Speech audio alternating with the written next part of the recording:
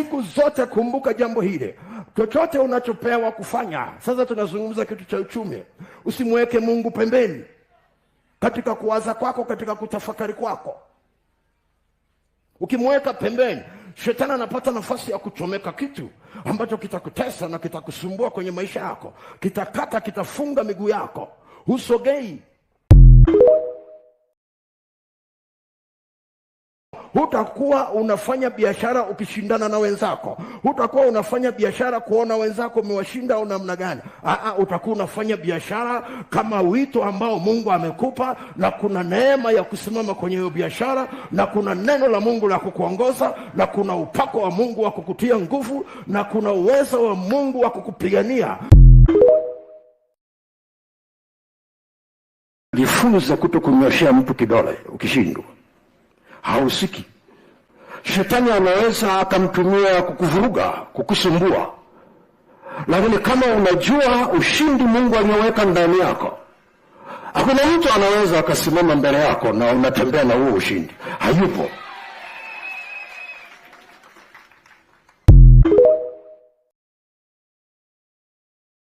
Ndio maana wewe uliokoka katika familia, vita yako ni kubwa. Kwa nini? Wewe ndio mtengeneza njia ya wengine kwenye familia kuokoka. Wewe ndio mtengeneza njia kwenye familia. Hawajawahi kuvuka form 4, wewe lazima uvuke form 4.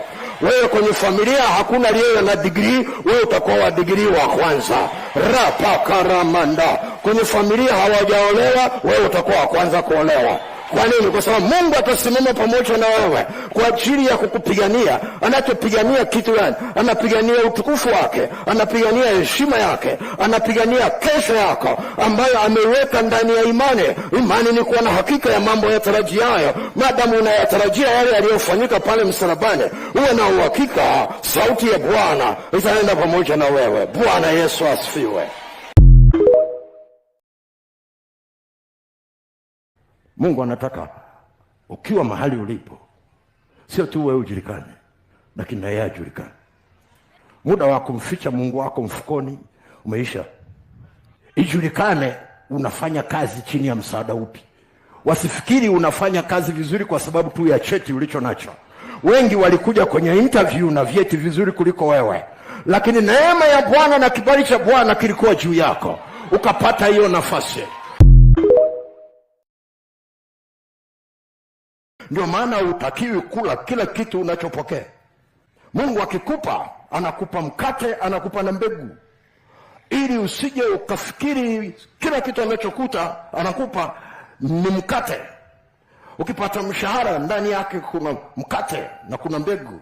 Mkate maana yake kuna mahali pa kutumia maisha yako ya kawaida. Mbegu maana yake ni sadaka yako kwa ajili ya kesho yako, uweze kuitoa.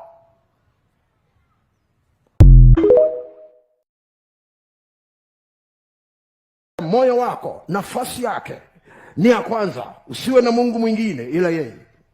Kwa nini? Kwa sababu uchumi umetengeneza miungu mingi sana katika maisha ya watu, na watu wametoa nafasi kwenye mioyo yao. Miungu mingine imepata nafasi kwa sababu ya mlango wa uchumi.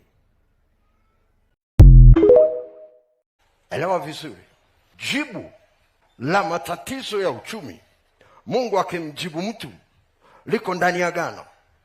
Kwa nini? Matatizo ya uchumi yalianza pale mwanadamu alipoamua kuasi kwenye bustani ya Eden. Ndiko yalikoanzia, na hali ikavurugika.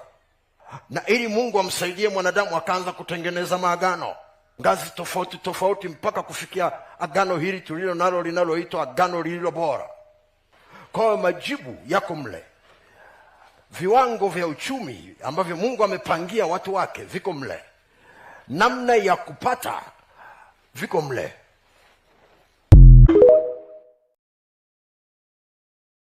Unapoombea jambo, ni mistari gani ya Biblia inayokuja kwenye mawazo yako kwa ajili ya kusimamia hilo jambo unaloomba?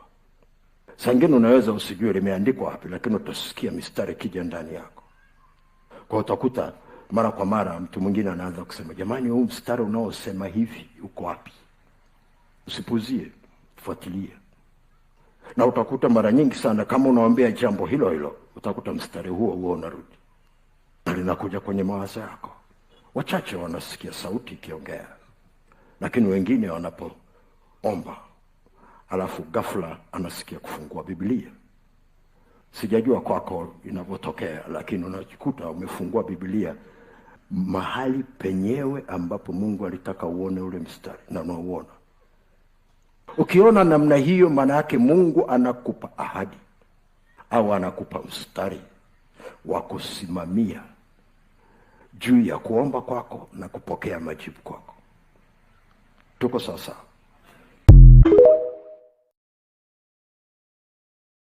Kila mtu anapita kwenye jaribu. Mtu asije akakudanganya akakwambia kwa sababu umeokoka hutapita kwenye jaribu. Si kweli. Jaribu lipo. Lakini ukipita pamoja na Yesu na ukajua ya kwamba anaomba, ameketi mkono wa kuume wa Mungu Baba huko juu, anaomba. Ndio maana anasema ninajiweka wakfu kwa ajili yao, walinde na huyo mwovu. Anachotafuta nini? Imani yako isije ukatindika. Usije ukabaki hapa duniani ukapita mahali pagumu na ukapotea, ukashindwa kwenda mbinguni kwa sababu ulipita mahali pagumu, kwa sababu umesimama na Yesu. Wangapi hapa wanajikuta wakianza kuoga wanasikia kawimbo kamekuja wanaimba? Kama unaoga sasa, unaona wako wengi. Wewe unafikiri ni kitu gani? Kwa sababu ukiingia bafuni kuna utulivu fulani ambao unaupata, huna namna ambavyo unaweza kujieleza isipokuwa kawimbo kanatoka tu kwenye moyo wako kumtukuza Mungu, kumsifu Mungu.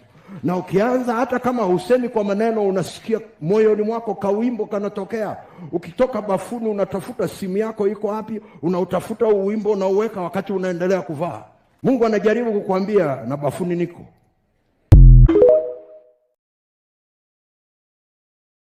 Siku zote ukiona unashindwa kitu ambacho unajua kabisa kiko kwenye ahadi ya Mungu ni cha kwako, alafu ukipati, usitafute sababu. Nenda kwa Mungu akueleze kwa nini umekwama. Kwa sababu Mungu anavyotathmini kukwama kwetu sivyo tunavyotathmini kukwama kwetu, na sivyo marafiki wanavyotathmini kukwama kwako. Jifunze kurudi kwa Mungu na kumuuliza Mungu, kitu gani kimenisababisha nikakwama?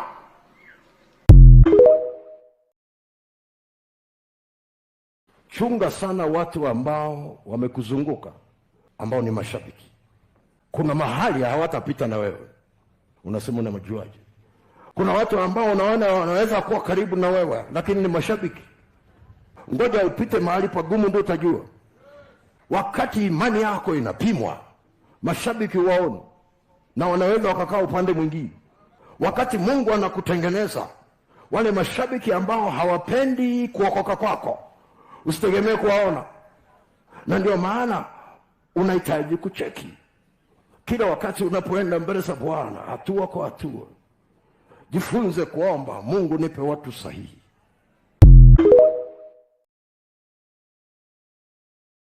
Ukiamua kusimama na Yesu kuna gharama.